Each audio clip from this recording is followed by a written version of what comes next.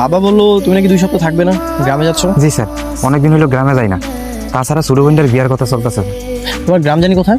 Sir Bakulpur. শুনেছি গ্রাম নাকি অনেক সুন্দর হয়। তোমার গ্রাম কেমন? ও স্যার, অনেক সুন্দর।